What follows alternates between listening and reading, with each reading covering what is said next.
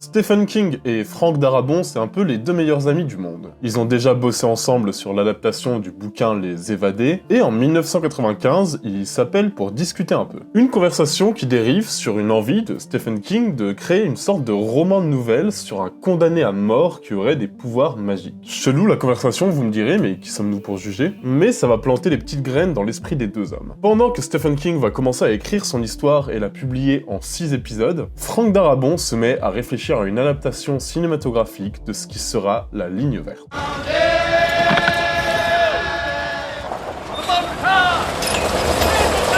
Dès que l'histoire est terminée et que le bouquin entier sort enfin, le cinéaste se cale en étroite collaboration avec l'auteur et va pondre un scénario en 8 semaines. Un scénario fidèle à l'histoire de Stephen King, bon avec quelques nuances mais globalement ça colle au récit. Les deux hommes, ils voient bien Tom Hanks dans le rôle principal, Tom Hanks va du coup accepter le projet, et c'est Bruce Willis qui leur propose de caster Michael Clarke Duncan en autre tête d'affiche. Bon, quand je dis que Tom Hanks accepte le projet, c'est pas pour rien, parce que comme avec tous ses autres films, il va prendre un cachet énorme, et le film aura un budget de 60 millions, ce qui va être très très confort, pour un tournage qui commence durant l'été 1998.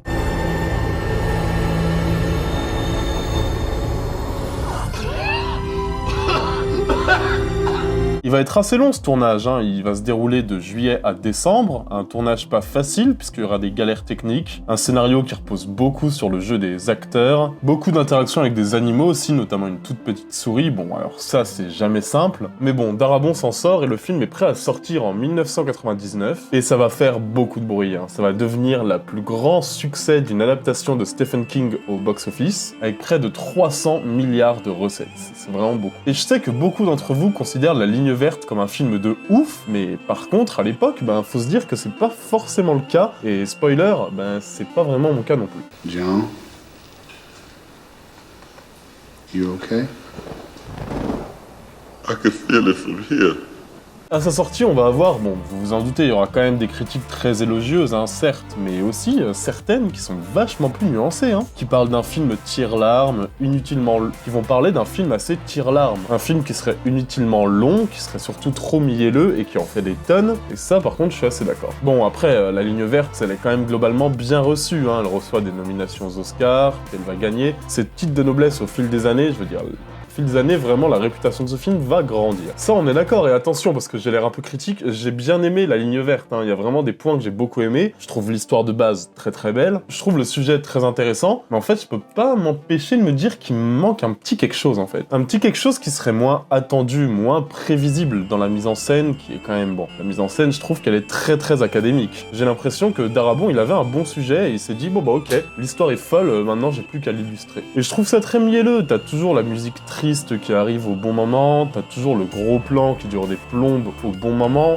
En fait, plusieurs fois, je me suis dit, mais en fait, je peux prévoir le plan qui va suivre ce que je suis en train de regarder, quoi. Et quand tu peux prévoir le plan suivant avant qu'il n'arrive, bon, c'est quand même que le film a une mise en scène pas hyper recherchée. Et du coup, voilà, moi j'ai quelques réserves sur la mise en scène de Darabont, très clairement. J'en ai beaucoup moins sur le scénario que j'aime beaucoup, que je trouve plutôt très bien écrit. Un scénario qui aurait juste été un peu plus émouvant, je pense, s'il avait été filmé avec un peu plus de sobriété. Et surtout un peu moins d'artificiel, quoi. Bref, je vais vous parler de ces films qui sont à mon sens comme La Ligne Verte, sur le même sujet, les mêmes thématiques, mais plus réussis. C'est comme La Ligne Verte, en mieux.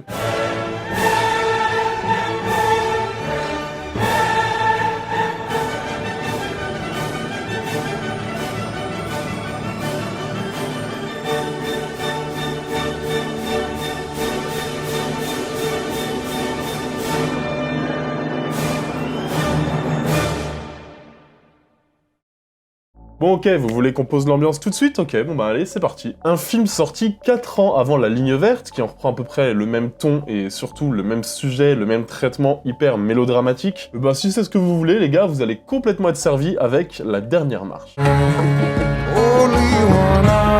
Donc c'est un film qui est sorti en 95, où on va suivre ce bon vieux Sean Penn qui est condamné à mort. Mais il a tué 2 adolescents, et entre autres, hein, il a pas fait que ça, donc ça, clairement, ça pardonne pas, et l'heure de son exécution se rapproche. C'est à ce moment-là qu'il va faire la connaissance d'une sœur avec qui il va parler, échanger, se livrer sur sa vie, sa vision des choses, ses derniers instants, et cette sœur, elle va l'accompagner jusqu'à la fin, et elle va l'aider à accepter son sort. Ah bah oui, bah c'est pas la joie, hein, les gars, hein, je vous avais prévenu, hein. Je vous rassure, hein, les autres films dont on va parler sont quand même un peu plus joyeux, mais les gars, on est sur une vidéo sur la ligne verte, et clairement, La Dernière Marche, c'est un film qui a quand même des sacrées qualités à vendre, hein.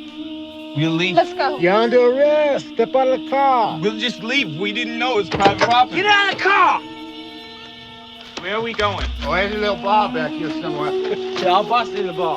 Can't let you go though. You've been bad. La première qualité, c'est la caractérisation, et ça, clairement, mais c'est un sacré parti pris. Un parti pris qui va amener énormément, parce qu'en fait, notre condamné à mort, donc Sean Penn, qui est sur le chemin de la rédemption, mais il est bien loin de la douceur et de la gentillesse du gentil condamné à mort de la ligne verte, hein, vraiment rien à voir. Il est détestable, il est fermé, il est raciste, il est plein de colère. Tout ça interprété par, un Sean Penn qui est vraiment assez phénoménal, alors que clairement, c'est pas un de mes acteurs préférés, hein. Sean Penn, j'ai souvent du mal. Sa prestation dans ce film-là, c'est vraiment quelque chose. Et du coup, sans faire aucun spoiler, le film suit un petit peu le déroulé de la ligne verte, mais en parallèle, c'est-à-dire qu'on va avoir 2 personnages opposés qui sont mis dans la même situation, avec le même schéma narratif et la même émotion. To murder charges, Poncelet and Vitello face 6 counts of aggravated kidnapping and 1 charge of aggravated rape. Would handcuff the men and In molest the the 4 women. weeks before the murders, the 2 accused men allegedly had cut a wide path of terror across the area. Et c'est intéressant parce qu'on sent presque coupable en fait de ressentir cette émotion. Je veux dire, quand on réfléchit, le condamné à mort, il est horrible, son acte, il est impardonnable, et pourtant, on est triste quoi. Et on se sent presque coupable d'avoir tant d'humanité. C'est hyper intéressant comme sujet, je trouve. Franchement, là-dessus, le récit est très fort et il est assez intelligent pour ne pas s'attarder sur l'aspect religieux et pour vraiment rester sur l'humain. Bon, on est sur un drame, hein. Clairement, on est sur un drame très fort. C'est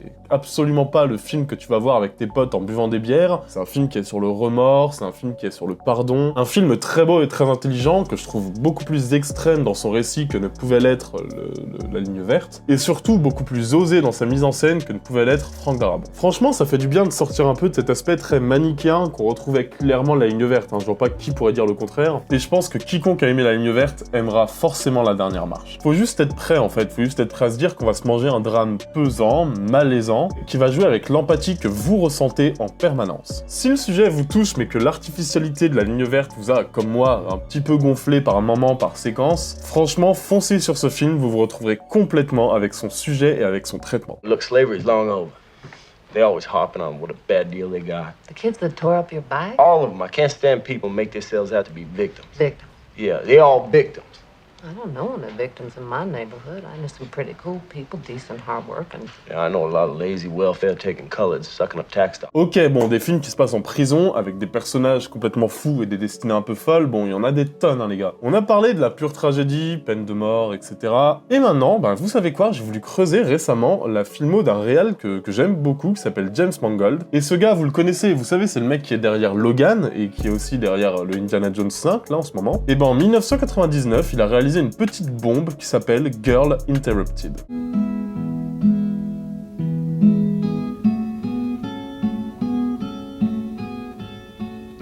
Alors, ça se passe vers les années 70, donc là tu vois, liberté sexuelle, libération des mœurs, etc. Et dans ce contexte, nous on va suivre l'histoire de Susanna, qui est une jeune femme qui apprend qu'elle a des troubles de la personnalité. Bon, alors sa famille, pas trop contente, va l'envoyer dans un hôpital psychiatrique, et elle va découvrir là-bas un univers étrange, avec d'autres jeunes femmes dérangées, et notamment Lisa. Lisa qui est une sociopathe avec qui Susanna va tenter de s'échapper en permanence. Bon, alors ici, ok, il n'y a pas de pouvoir, il n'y a pas de souris trop mignonne, par contre, il y a un casting de malade mental, puisqu'il y a Winona Ryder, Angelina Jolie, et surtout, il y a beaucoup de talent. The lights are much brighter there. You can forget all your troubles, forget all your cares, and go downtown. Things will be great when you're downtown. McWillie is gonna wake up. Susanna, give me the guitar. Bon alors déjà, quelques mots sur l'évidence, le casting. Que Winona Ryder joue à la perfection, bon ça allez, on le savait en fait, c'est pas nouveau. Qu'elle soit capable de nous charmer en un regard, rien de neuf. Mais que Angelina Jolie joue si bien la folle furieuse sans faire des tonnes, qu'elle soit capable de déployer une telle palette d'émotions, ça par contre j'avoue que j'ai été surpris. Franchement, les deux actrices sont incroyables, clairement le gros point fort du film. La deuxième étant la représentation qui est faite de l'hôpital/prison. Pas d'exagération, une vision très éloignée de tous les clichés dans lesquels pouvait sombrer la ligne verte. Non, clairement, au niveau de la représentation, c'est quand même assez inédit ce que nous propose le film ici. We were trying to help her. This place is a fucking fascist torture chamber. No. See, I worked in state hospitals. This place is a 5-star hotel. Oh, loaded, pick a bit of time. Oh, loaded. You know, I can take a lot of crazy shit from a lot of crazy people, but you are not crazy. Sorte de mélange entre Vol au-dessus d'un nid de coucou et La ligne verte version féminin. Girl Interrupted, c'est une sorte de mélo tragique très rythmé, moins pesant que La ligne verte, c'est sûr. Un film qui est souvent émouvant, un film qui est tout le temps juste, avec des personnages charismatiques et clairement c'est un film qui fonctionne à merveille. Avec un vrai soin aussi qui est accordé à la photographie, à la mise en scène de notamment quelques séquences qui vont clairement vous rester en tête ici. Non, tu sens toute la maîtrise du réal, donc notamment dans la direction d'acteur, je l'ai déjà dit, le rythme est géré à la perfection, non, vraiment cinématographiquement, il n'y a rien à dire. C'est pour ça que je voulais le mentionner ici, même si on retrouve pas forcément tous les aspects de La ligne verte, il avait absolument sa place dans cette vidéo pour moi. Go ahead. Go ahead. That's enough. Take one fucking step and I'll jam this in my aorta. Go ahead. Go ahead. Stop it! Lisa, your aorta is in your chest. Good to know. Ok, bon, j'ai encore pas mal de films sur le sujet, les gars, hein. J'ai encore 3 films, en fait. Je vais les évoquer assez rapidement. Et pour commencer, je vais vous parler d'un petit film avec l'ami et regretté Robin Williams. Une comédie dramatique que je trouve hyper réussie et qui va forcément, je pense, vous rappeler un petit peu La ligne verte avec le pitch, alors qu'il est sorti quand même 1 an avant. Ce film s'appelle Dr. Patch.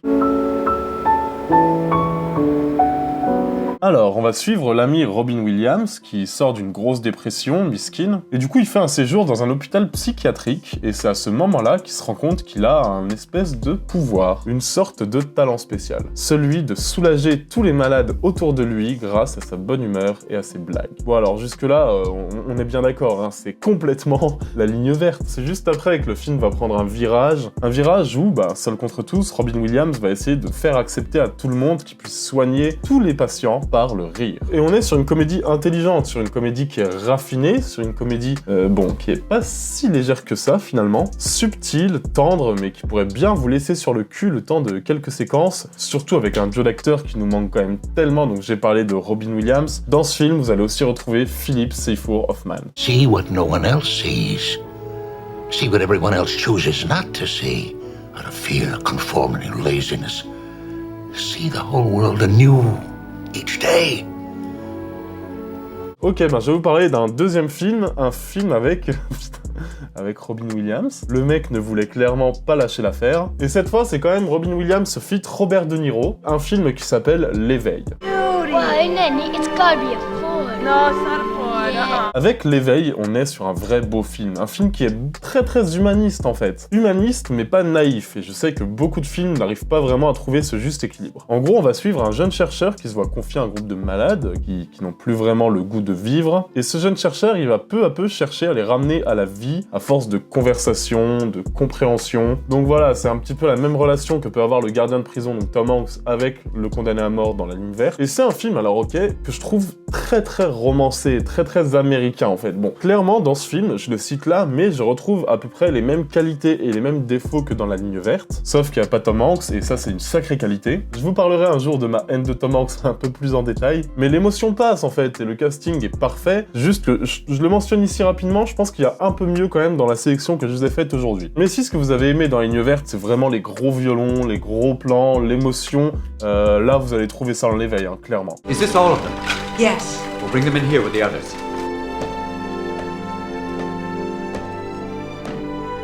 Bon, et pour finir, bon, je le nomme là juste pour le geste, hein, je pouvais pas ne pas en parler, je pouvais pas ne pas parler de Vol au-dessus d'un nid de coucou, où Jack Nicholson a tellement envie d'échapper à la prison qu'il se fait interner et découvre un univers finalement presque plus violent et sombre que prévu. Bon, vous connaissez le film, en tout cas vous le connaissez de nom, 5 Oscars, c'est un film qui est incroyable, c'est un film sensationnel avec peut-être le meilleur rôle de Jack Nicholson. Hein. C'est en tout cas le film le plus connu de cette sélection, si vous avez eu la chance de ne pas encore l'avoir vu, foncez, c'est vraiment un classique.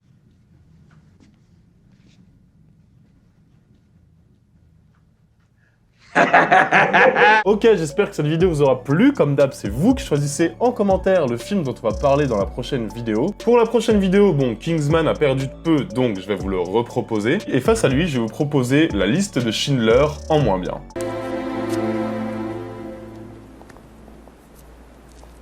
Dites-moi ce que vous préférez dans les commentaires, n'oubliez pas de vous abonner à cette chaîne si c'est pas déjà fait, c'est vraiment le plus gros soutien que vous pouvez faire à la petite chaîne qu'Intercut. N'oubliez pas non plus, c'est très important, que vous êtes les meilleurs. On se retrouve très bientôt, ciao à tous, bisous.